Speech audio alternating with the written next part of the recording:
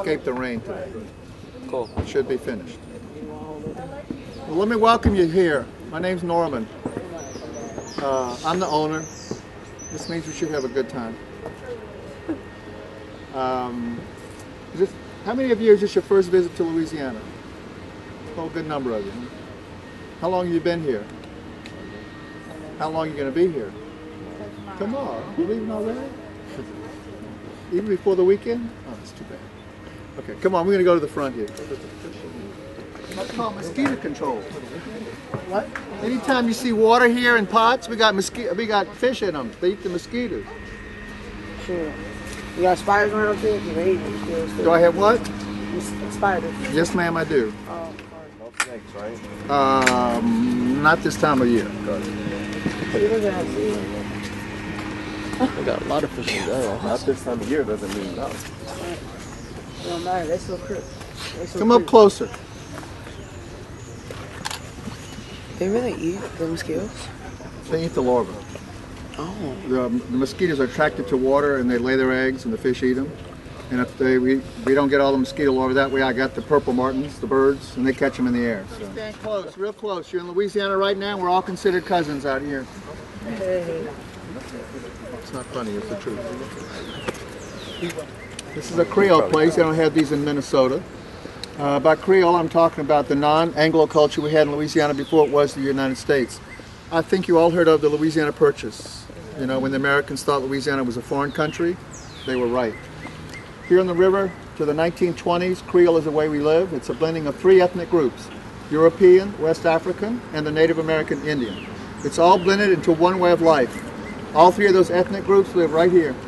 Right where we stand for 300 years, this is the center of a huge Indian village. And when they built the plantation in 1805, they stick that in the middle of the village. The Frenchmen think Indians are French. They never kick them off. Descendants of the Indians live here today. West Africans come here as slaves from the country of Senegal in the 1720s. Their descendants also live out here. Two European families ran this as a plantation and sugar for 190 years. The first 95 was French and the second 95 was German. They were both Creole, they both spoke French, and when they abandoned the place in 1984, English was still not allowed to be spoken inside of the house. We have 12 buildings out here that we're restoring on the National Register. We had to restore this thing twice. I don't know if you heard, but we had a big fire here in 2004, destroyed about half the building. It took us 3 full years to restore it. We finished the restoration December 2007, and that day we were so happy we gave ourselves one humongous party. But when you give a party out here on this river road between New Orleans and Baton Rouge in December, you got to follow the oldest tradition in the oldest tradition in the state. It's almost a law. You have to build a bonfire when you give a party, and you have to light the bonfire for the party. And we did as far away from the house as we possibly could. Please turn around. Look halfway to the gate. You see that spot with no grass? That's where we built our last Christmas bonfire. That's the river. That's the Mississippi. That's the thing that loves to flood in the spring. You know it, you got it way up north. Yeah, but it's cooler and it's dry out here to live upstairs. In Louisiana, you always face your house to water to catch a breeze, and you put all your big doors and windows in the front. They built it in 1805 with a cypress roof. The state fire code said, you live in New Orleans, you got big fires, you have to, by law, put terracotta on your roof. You know what I'm talking about? Spanish tile. If you lived out here in the country, you can put whatever you want on top, but you got to paint it the color of Spanish tile. All this brick you see in the bottom, before they put it on the house, glazed the color of a light denim blue. This is a red, yellow, and blue house. This is not what Martha Stewart calls modern today. It's what you see in the Caribbean islands, isn't it? That's the clue to my culture right here. For 300 years, the Caribbean islands in Louisiana are places of mixed culture, and we had the same ethnic mix of people. They're little pieces like one by ones. See them right there on top of the brick column? See them? That in Louisiana is what we call the West African evaporating group. Why are they on the house? Because the slaves from Senegal, when they built this place, they knew in West Africa, it was just like here, next to the Senegal River, that water was going to go up through capillary motion. And if you didn't have a place where you could evaporate it before it touched the wood of the house, you have rotten the house. You know, for the first 100 years in Louisiana, we built houses with the West African evaporating boards, and then we became very interested in doing things like the Americans did, and then either forgot about them or they didn't want to put them in there anymore, and they didn't put them on the houses. And you know, the houses built after that are all gone. They all rotted. It's only the older ones that had the evaporating boards on them that are still around. And people lived here most of the year. They lived in New Orleans in the winter. They built the porch that went all the way around the house for shade. The sides, they closed later for bedrooms for kids. I don't have rock below my feet like you do in Minnesota. I have silt from the river. It's from Minnesota. I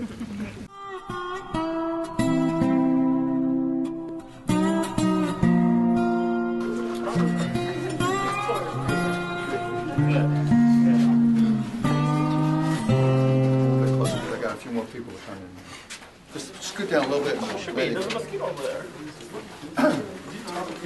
Everybody in? On the first page of Laura's book, she writes about her great-grandparents. There's a guy named Guillaume Dupart from Normandy, France. Said the guy's violent, 20 years old, shot and killed his father's best friend. His father took after him in the fields to shoot him, shoots, misses, kills his favorite cow. His daddy was really upset. He shipped him into the French Navy. He thought that was going to be worse than killing him. This is a lucky guy and a good sailor. And 1 year later, he crosses the Atlantic Ocean with the French fleet. And the next thing you know, this guy's fighting alongside George Washington against the British in the American Revolution. He fights the British 4 times. This is the man that wins the Battle of Florida for the King of Spain, Pensacola, Florida. The King of Spain that day was Carlos, and he was also king here in Louisiana, and he promptly made this guy the governor of Louisiana. In 5 years, he goes from being a murderer to a governor. If that's not good Louisiana politics, I have no idea. As governor, he marries Nanette Prudhomme. The Prudhomme family, that's the oldest French family in America, Louisiana, originally from Montreal, Canada. They had 3 kids. He lost his job when we became the United States. He asked the president, who was Thomas Jefferson, for some property. Jefferson wrote him a letter. It reads, Mr. Dupart, you want some land from us? Do you hate the British like we do? And he writes back to Jefferson in French, Oui, oui, Monsieur Président. And Jefferson kicked everybody else off the place and gave him the entire property free. Turn around. Let's look at the map of the plantation right here along the river. That thing touched the river. That's the property Jefferson gave him. It started right there at the levee, went back in the direction of the swamp, 18 miles. He set it up as a plantation of sugar. 52 years old, died right away. That day his wife, Nanette, she stepped in, she took over the whole family business. To get the sugar cane started, they go back and forth, but they basically work here until Christmas when they finish the grinding. And then January, February, March, this time of year, you call yourself a Creole, you're in New Orleans, for what we call the season. Mardi Gras. Mardi Gras. And everybody in your family is in the business. Any time in your life you don't want to be, you tell you real fast. Madame, I should say, Mademoiselle, il faut quitter la maison. The lady's very good at it. She runs the business 21 years, every year makes tons of money. She runs it in the Creole way. Here in the river in South Louisiana, we still live by an old saying. You get to talk to the old folks, they're going to tell you real fast. They say, my family is my business, and my business is my family. 62 years old, she went to her 3 children and told them, I'm always going to be mama, but I'm not always going to be president. I quit. Your turn. And out here, when you hand over the business to the next generation, you don't do it like Americans and British who give it to the oldest son to run. You're in South Louisiana, you got to be practical out here just to survive. So, who do you think we give the business to? No, I said practical.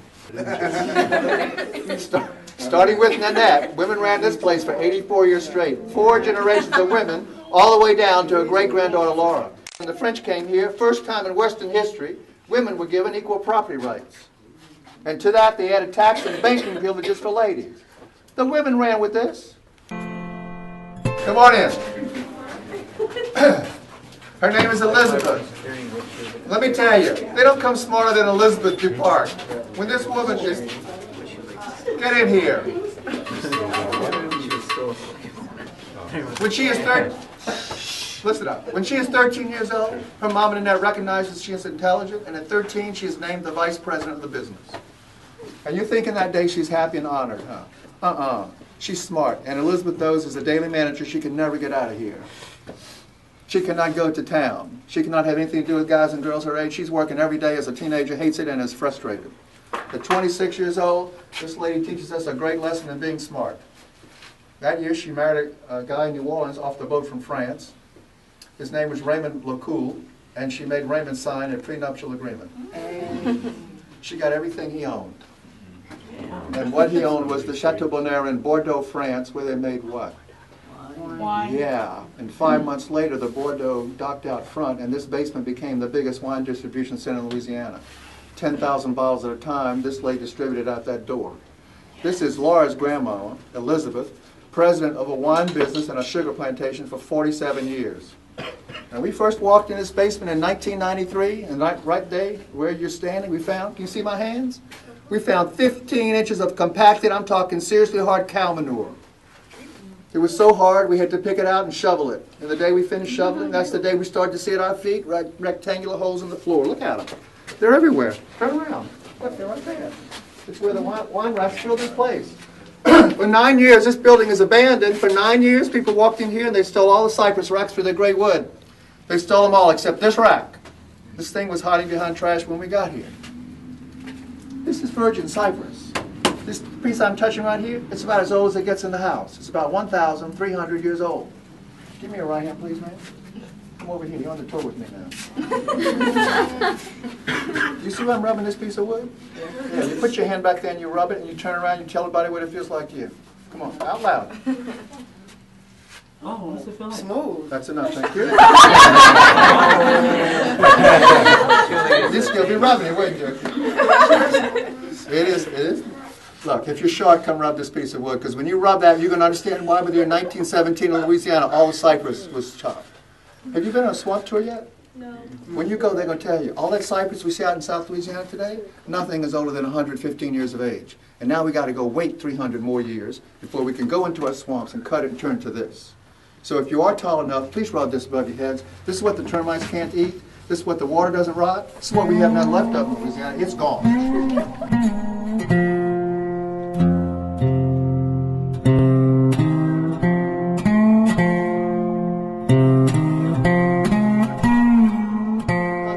Docks in New Orleans, filled to the brims with olives and olive oil. They dumped them in the river.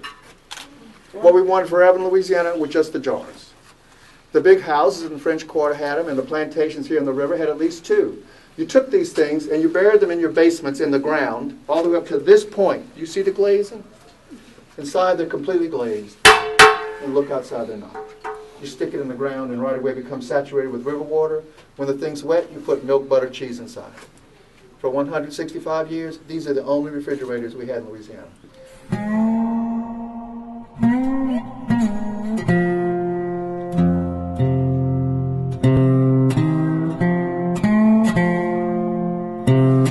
In one letter, Laura said the house was built by a slave. This guy is a contractor, and he's commissioned by her family to build a maison de 30. That's French. It means a house of 30. They gave the slave the number 30. He built the whole house. It took us a long time to figure out how you give a guy a number and build a house. And we didn't know until one day in the basement we started to see the Roman numeral. They were all along the hand-cut beam. And every time we saw a number, there's a peg of wood next to that number. You see pegs? See them? Each peg is holding from here to the top of the house a post with the same number on it. So you and I are going to read numbers. That's an X followed by 5 I's. What is that? 15. It is 15. Now it gets more difficult. This time you're looking at 4 I's followed by an X. What's that?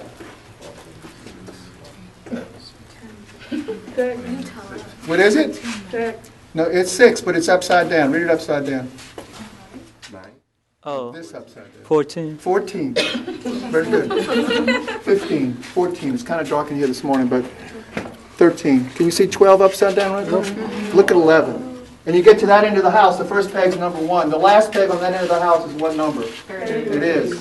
The full width of the house is 30 vertical posts. For 150 years in Louisiana, you give a guy a number, he builds it. Because out here all that time, we're basically building these places like this on the same floor plan. And just who are you giving this number to? He better be a slave.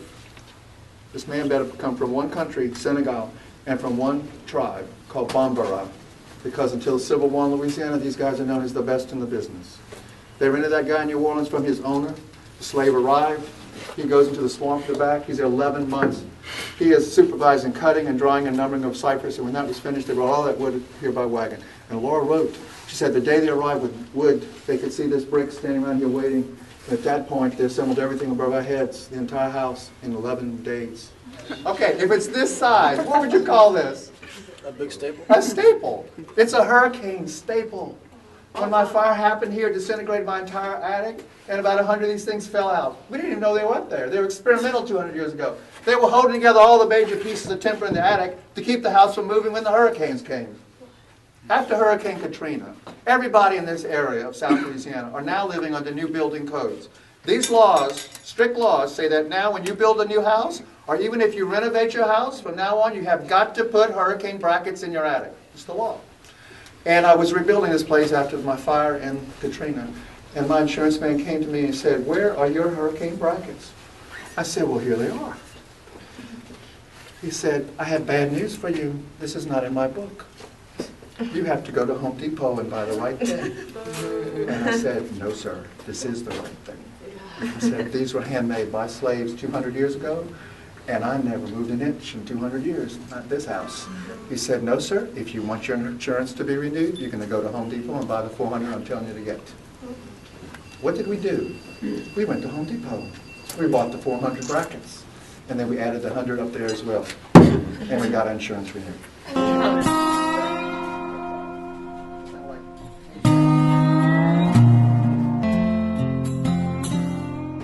Look at the tops of the branches. You see that stuff that looks like fern? Had you been here 2 days ago, it'll look like burnt bacon. But as soon as it rains, it pushes out beautiful green ferns. It's going to be like that for 3 days. And if it doesn't rain in 3 days, it shrivels up again. It's called the resurrection fern.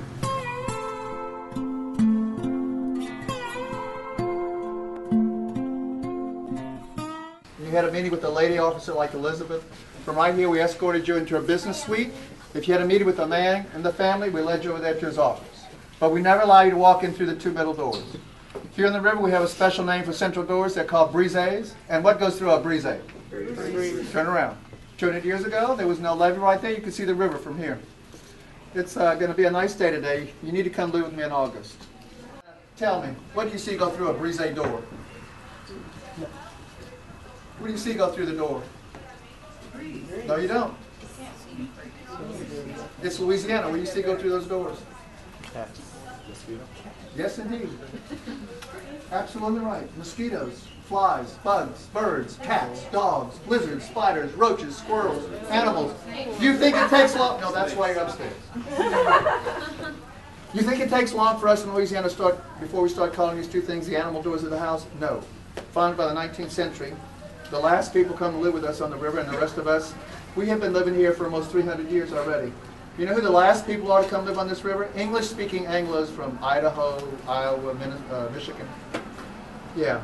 And when they get here, they build nice houses. You know the kind I'm talking about? You have them back in Minnesota with the front door right here. And they try to invite their Creole neighbors in the house this way. It does not work. The Creoles are not going to be treated like animals. Not by the Anglo-Americans, they're not. So let me be polite to you all. We're all going into the men's business suite this way. Furniture in this room belonged to that man. That's Louis Duparc. Anybody here 19? When he was 19, people started calling Louis the fire eater. He had a horrible temper, and by 19, he had already killed 2 men with this sword.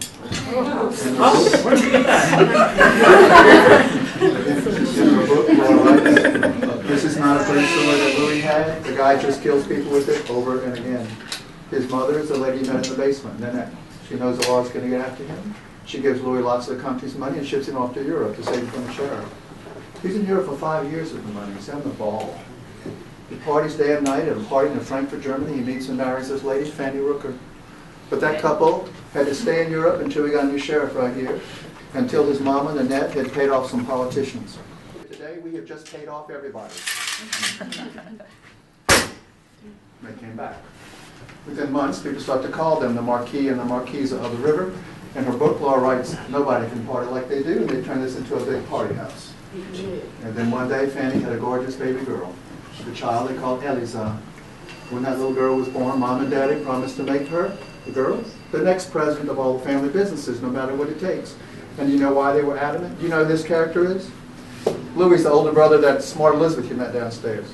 I'm trying to tell you, that's that brother who got passed over the day she was chosen president.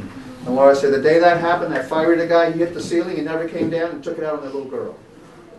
Their daughter's going to be president, but that means Eliza's going to be pushed to be perfect, beautiful, intelligent, and second to no child. And as the little girl grows up, the pressure never stops. When she's 16, she broke out with pimples on her face. They were furious. Took the daughter with them to Paris. On the way they told her, when we get to France, we're going to find a doctor who can cure you of acne. I heard people giggle at that. If you giggled at that, that means you have a healthy sense of humor. Look at it. The top looks dark, huh? And look what happens as I come down. You see it getting lighter and lighter and lighter? This is where the water from Hurricane Katrina came into my house in New Orleans. Up to this point. This is not on the first floor of my house. It's on the second level of it. I want you to see this clock this morning because I bet you have never before seen a piece of furniture that's actually been through both hell and high water, have you? Come on out. Let's go.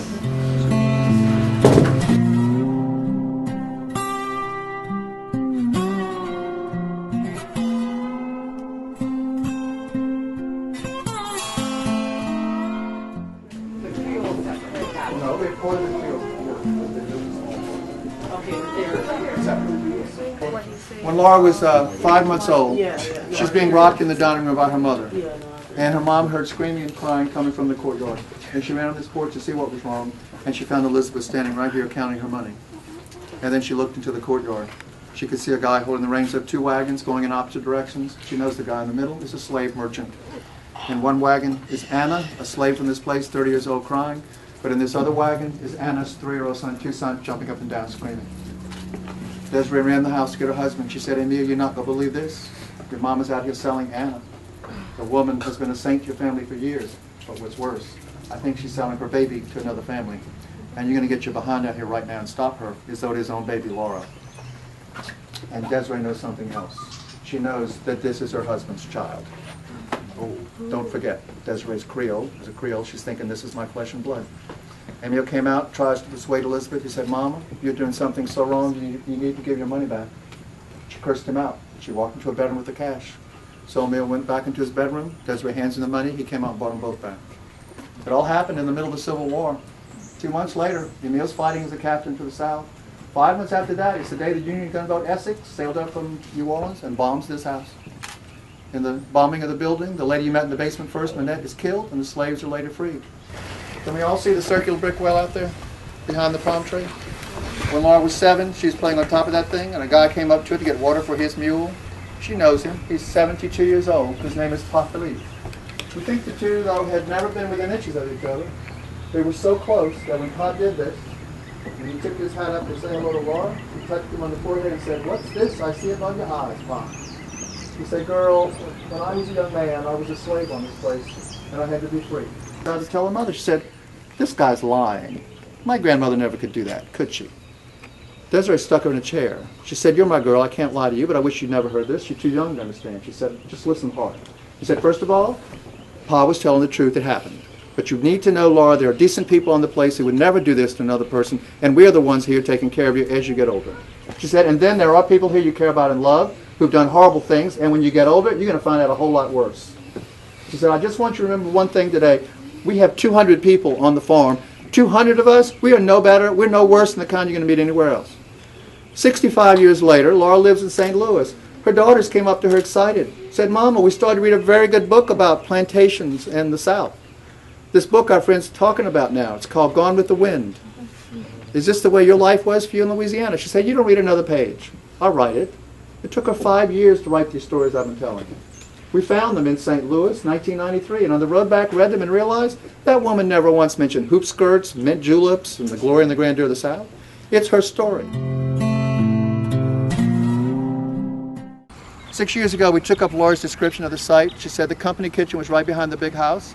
We knew by Louisiana fire law it had to be at least 50 feet away. So we took out our shovels and we uncovered the floor of the old kitchen. I think you like kitchens big. 2,400 square foot kitchen. Whoa. 2 stories. The cooks are living on top and out of here serving 200 breakfasts and 200 lunches every day. Take a look. So much.